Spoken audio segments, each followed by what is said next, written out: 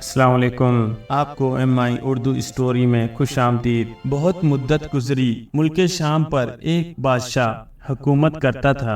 بادشاہ بڑا رحم دل تھا اور انصاف پسند تھا۔ یہی وجہ تھی کہ رعایا اس سے خوش تھی۔ بادشاہ کو رنگ برنگے درخت اور پھولوں کے پودے اکٹھے کرنے کا بہت شوق تھا۔ اس نے اپنے محل کے ساتھ ایک بہت بڑا باغ بنوا رکھا تھا، جس میں دور دور کے ممالکوں سے منگوائے درخت اور پودے موجود تھے۔ بادشاہ روزانہ باغ کی سیر کرتا اور خوش ہوتا۔ ایک رات بادشاہ سو رہا تھا۔ اس نے عجیب خواب دیکھا کہ آسمان سے 4 خوبصورت پریاں اتری اور زمین پر ٹہلنے لگی۔ پھر ایک پری نے دونوں ہاتھ ہوا میں لہرائے اور درخت کا تنا بن گئی۔ یہ تنہا سونے کا تھا۔ اور دوسری پری نے ہاتھ لہرایا اور وہ درخت کی شاخیں بن گئی۔ یہ شاخیں چاندی کی تھی۔ تیسری پری نے بھی ایسا ہی کیا اور پتوں کی شاخیں اختیار کر گئی۔ پتے ہیرے جواہرات کے تھے۔ تینوں پریوں کی جگہ اب ایک انتہائی خوبصورت درخت کھڑا تھا، جس کے ہیرے کے پتے آپس میں ٹکراتے تو بڑی دلکش آواز پیدا ہوتی۔ اب چوتھی پری کی باری تھی۔ اس نے ہاتھ لہرایا اور سنہری سیب بن کر شاخوں سے لٹکنے لگے۔ اسی وقت توے کی طرح کالا ایک گدھ نمودار ہوا اور درخت پر بیٹھ کر اپنی بیدی آواز میں گانے گانے لگا۔ گانا گاتے ہوئے وہ سنہری سیب کھاتا جا رہا تھا اور اس شاخ سے اس شاخ پر بھڑک بھڑک کر ناچ رہا تھا۔ اسی وقت بادشاہ کی آنکھ کھل گئی۔ بادشاہ کی نیند اب اڑ چکی تھی۔ وہ بے چینی سے خوابگاہ میں ٹہلنے لگا۔ اس کے دل میں شدت سے یہ خواہش پیدا ہوئی تھی کہ ایسا عجیب اور خوبصورت درخت اس کے باغ میں ہونا چاہیے۔ صبح ہوئی تو بادشاہ نے شاہی نجومی کو طلب کیا اور اپنا خواب سنا کر پوچھا، آخر وہ کیسی پریاں تھی، کہاں سے آئی تھی اور میں انہیں کس طرح حاصل کر سکتا ہوں، اور اتنے خوبصورت درخت پر بیٹھنے والا کالا گدھ کیا تھا؟ نجومی نے فوراً حساب لگایا اور بولا، جہاں پناہ کا اقبال بلند ہو، غیب کا علم تو خدا ہی جانتا ہے، مگر اس نے مجھے جو علم عطا کیا ہے اس کے مطابق وہ پریاں کو کاف کے ایک ظالم جادوگر کی قید میں ہیں۔ اس کا نام ڈماڈم جادوگر ہے۔ درخت پر جو کالا گدھ دیکھا تھا وہ ڈماڈم جادوگر ہی تھا۔ اسے مار کر پریوں کو حاصل کیا جا سکتا ہے۔ بادشاہ نے فوراً اعلان کروا دیا کہ جو بھی کو کاف جا کر ڈماڈم جادوگر کو مار کر 4 پریاں آزاد کرا کے لائے گا، اسے آدھی سلطنت دے دی جائے گی۔ سلطنت کے لالچ میں بہت سے نوجوان گئے مگر ڈماڈم سے نہ بچ سکے۔ بادشاہ کے وزیر کا ایک اور بیٹا تھا جسے بادشاہ اپنے بیٹوں کی طرح چاہتا تھا۔ وہ بڑا بہادر، سچا اور رحم دل انسان تھا۔ اس نے جب بادشاہ کو اداس دیکھا تو کوکاف جانے کا ارادہ کیا اور ایک رات محل سے نکل پڑا۔ وزیر زادے کو کچھ علم نہ تھا کہ کوکاف کدھر ہے۔ وہ تو خدا کے بھروسے پر نکل کھڑا ہوا تھا، اور جو لوگ خدا پر بھروسہ رکھتے ہیں، اسی سے مدد مانگتے ہیں، اس کی دل سے عبادت کرتے ہیں، خدا ان کی ضرور مدد کرتا ہے۔ وزیر زادہ جنگل سے گزر رہا تھا کہ اس نے ایک نہایت زخمی شخص کو دیکھا جو جھاڑیوں میں پڑا ہائے ہائے کر رہا تھا۔ وہ بری طرح لہوحان تھا۔ وزیر زادہ اسے اٹھا کر ایک سایہ دار درخت تلے لایا، اسے اپنی چھاگل سے پانی پلایا اور زخم دھو کر پٹی باندھ دی۔ اس شخص نے بتایا کہ وہ ایک سوداگر ہے جسے ڈاکو دولت چھین کر زخمی کر کے یہاں پھینک گئے ہیں۔ اس کے بعد اس شخص نے پوچھا، اے نیک دل انسان، تو اس بھیانک جنگل میں کیا کر رہا ہے؟ وزیر زادے نے اسے ساری بات بتائی تو وہ کہنے لگا، میں تمہاری اور تو کوئی مدد نہیں کر سکتا، مگر مجھے ایک منتر آتا ہے جس سے انسان، جانوروں اور پرندوں کی بولیاں سمجھ سکتا ہے۔ میں وہ منتر تمہیں بتائے دیتا ہوں، شاید یہ تمہارے کسی کام آ سکے۔ سوداگر نے وزیر زادے کو منتر بتا دیا اور چل دیا۔ وزیر زادہ آگے بڑھنے لگا۔ ایک دریا کے پاس سے گزرتے ہوئے اس نے دو مچھلیوں کو کنارے پر تڑپتے دیکھا، جو نہ جانے کس طرح پانی سے نکل کر یہاں آ گئی تھی۔ ایک مچھلی نے وزیر زادے کو دیکھ کر کہا، اے انسان، ہمیں دوبارہ پانی میں ڈال دے ورنہ ہم مر جائیں گی۔ دوسری مچھلی بولی، کیسی باتیں کرتی ہو؟ یہ آدم ذات ہماری زبان کس طرح سمجھ سکتا ہے؟ اور ویسے بھی انسان تو ہمیں بھون کر کھا جاتے ہیں۔ وزیر زادی ان کی باتیں سمجھ رہا تھا۔ اس نے دونوں مچھلیوں کو اٹھایا اور جھیل میں پھینک دیا۔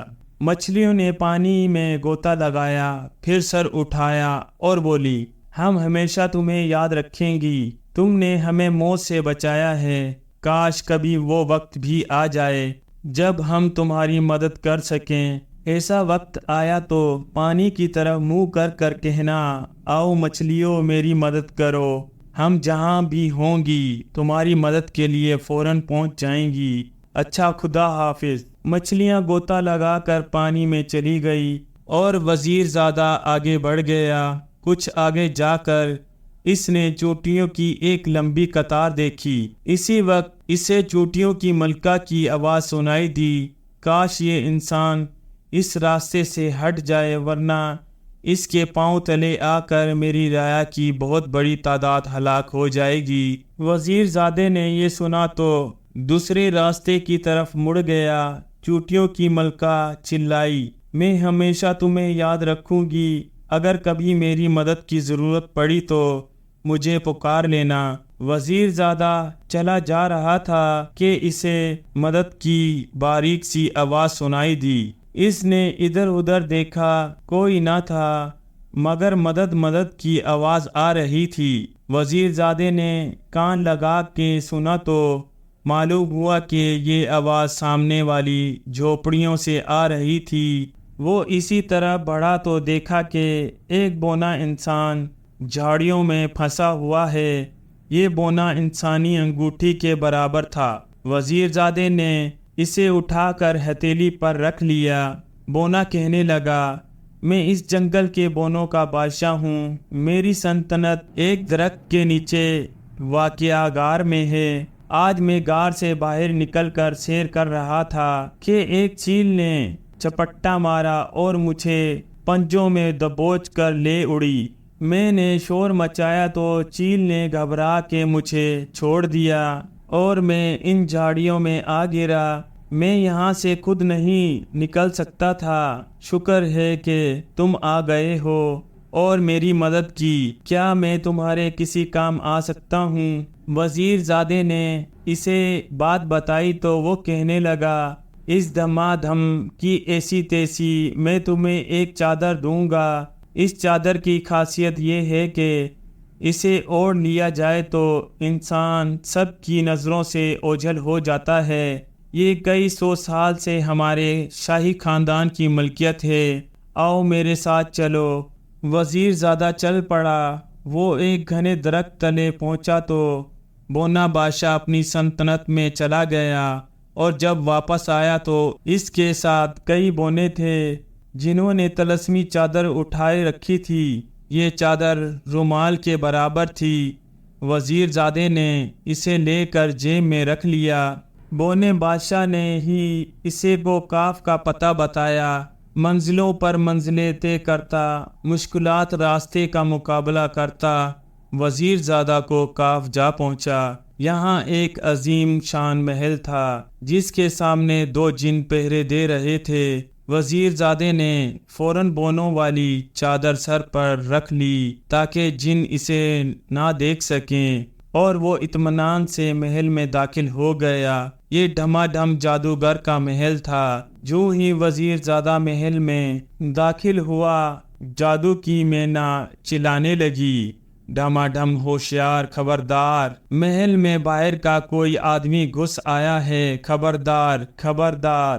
ڈھما ڈھم اس وقت پلنگ پر سو رہا تھا اور وہ ہاتھ بڑھا کر اٹھا۔ فوراً سامنے والی دیوار پر پھونک ماری۔ دیوار پر ایک کھوپڑی کی تصویر ابھر آئی جس کے منہ سے سرخ زبان لٹک رہی تھی۔ ڈھما ڈھم چلایا، مقدس کھوپڑی کون ہے جو میرے محل میں گھس آیا؟ وہ پہرے دار جنوں سے کس طرح بچ گیا؟ مقدس کھوپڑی کی زبان ہلی اور آواز آئی ڈھما ڈھم، وہ تو مجھے بھی نظر نہیں آ رہا، میں اس کی بو سونگھ رہی ہوں۔ وہ کوئی آدم ذات ہے مگر اس کے پاس کوئی پر اسرار طاقت ہے، تبھی تو وہ مجھے نظر نہیں آ رہا۔ ڈھما ڈھم جادوگر نے اپنے گنجے سر پر 2 ہاتھ مارے، اچھل کر چھت کو ہاتھ لگایا اور کلا بازی کھا کر بولا، میں اسے تباہ و برباد کر دوں گا، وہ میری طاقت کا مقابلہ نہیں کر سکتا۔ اتنی دیر میں وزیر زادہ جادو کے کمرے میں داخل ہو چکا تھا۔ جادوگر کوئی منتر پڑھنے میں مصروف تھا۔ وزیر زادے نے دیکھا کہ پاس ہی کئی پنجرے پڑے ہیں، ان میں چوہے، مینڈک، خرگوش بند تھے، شاید جادوگر ان کا خون جادو بنانے میں استعمال کرتا تھا۔ وزیر زادے نے چپکے سے آگے بڑھ کر ایک پنجرا کھول دیا اور ایک چوہا پکڑ لیا۔ آگے بڑھ کر جادوگر کی چمکتی ٹینٹ پر ایک چماٹ لگائی۔ جادوگر بوکھلا کر ادھر ادھر دیکھنے لگا۔ اس وقت وزیر زادے نے چوہے جادوگر کی قمیض میں ڈال دیا۔ چوہا قمیض میں اچھلنے کودنے لگا۔ جادوگر بوکھلا کر گھبرا گیا۔ اس کے منہ سے ایسی عجیب و غریب آوازیں نکلنے لگی جیسے کتا بلی جھگڑ رہے ہوں۔ اوپر سے تھپڑ، نیچے چوہے کا ناچ۔ جادوگر کی سمجھ میں نہیں آ رہا تھا کہ وہ کیا کرے۔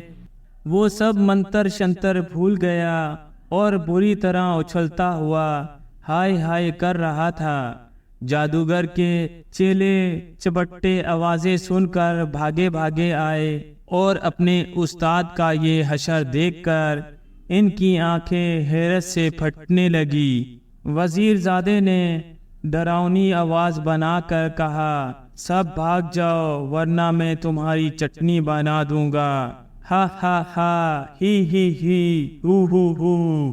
جادوگر کے چیلوں نے جب یہ بھیانک آواز سنی تو ان کے ہاتھ پاؤں پھول گئے کہ کس بلا نے ان کے استاد کا یہ حال کر دیا ہے، وہ انہیں تو کچا چبا جائے گا۔ وہ سر پر پاؤں رکھ کر بھاگ نکلے۔ اس دوران چوہا جادوگر کی قمیض سے نکل کر گر گیا تھا، لیکن تھپڑ گنجے ٹینٹ کو مسلسل پڑے جا رہی تھی اور وزیر زادے نے خنجر نکال کر جادوگر کے سینے میں گھونپ دیا۔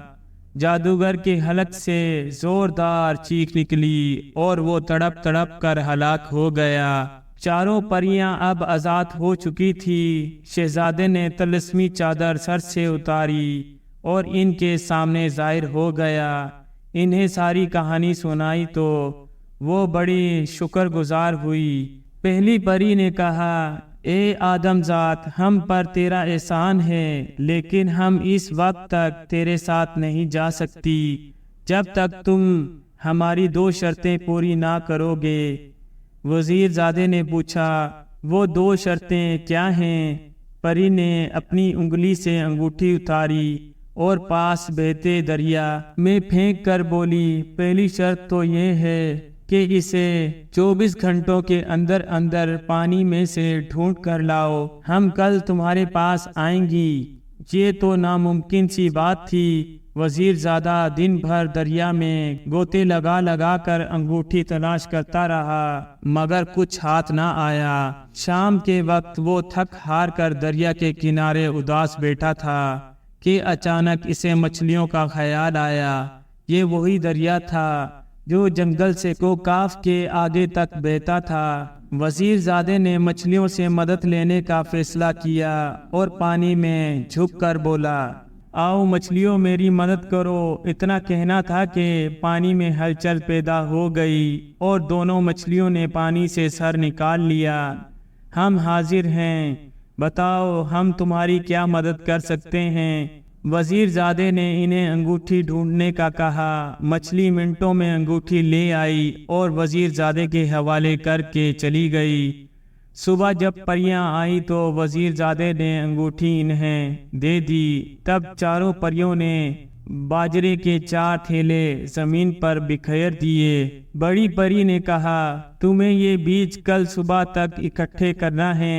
اگر تم کامیاب ہو گئے تو ہم تمہارے ساتھ چلی جائیں گی۔ وزیر زادہ سوچنے لگا کہ یہ کیسے ہو سکتا ہے، کوئی ترتیب اس کی سمجھ میں نہیں آ رہی تھی۔ یہ کام تو کئی شخص مل کر بھی ایک دن میں۔ وزیر زادہ یہ سوچ کر اداس ہو گیا کہ وہ یہ شرط پوری نہ کر سکے گا اور ناکام واپس جائے گا۔ یکا یک وزیر زادہ اچھل پڑا۔ اسے چوٹیوں کی ملکہ یاد آ گئی تھی۔ وہ یقیناً اپنی رعایا کے ساتھ مل کر یہ کام کر سکتی تھی۔ وزیر زادے نے جنگل کی طرف منہ کر کے کہا، آؤ چوٹیوں میری مدد کرو۔ کچھ ہی دیر بعد چوٹیوں کی ایک بڑی فوج آتی دکھائی دی۔ ان کے آگے ملکہ چوٹی تھی۔ اس نے کہا، تم نے ہمیں پکارا، ہم آ گئے، بتاؤ ہمارے لیے کیا حکم ہے؟ وزیر زادے نے کہا، مجھے زمین پر بکھرے ہوئے باجرے کے یہ بیج اکٹھے کر دو۔ ارے یہ بھی کوئی کام ہے؟ چھوٹی ملکہ نے ہنس کر بولا اور اپنی تمام رعایا سمیت کام میں لگ گئی۔ چند گھنٹوں میں انہوں نے باجرے کے تمام بیج اکٹھے کر دیے اور چلی گئی۔ اگلے دن سورج طلوع ہوا تو چاروں پریاں آئیں۔ بیج اکٹھے پڑے تھے۔ وہ بڑی حیران ہوئی۔ وزیر زادے نے ان کی ساری شرطیں پوری کر دی تھی، چنانچہ وہ اس کے ساتھ چلنے پر رضامند ہو گئی۔ پریوں نے وزیر زادے کو اٹھایا اور اڑتی ہوئی ملک شام پہنچ گئی۔ بھرے دربار میں چاروں پریوں نے مل کر درخت کا روپ دھارا تو بادشاہ بے حد خوش ہوا اور وعدے کے مطابق آدھی سلطنت وزیر زادے کو دے دی اور وزیر زادہ آدھی سلطنت کا مالک بن گیا۔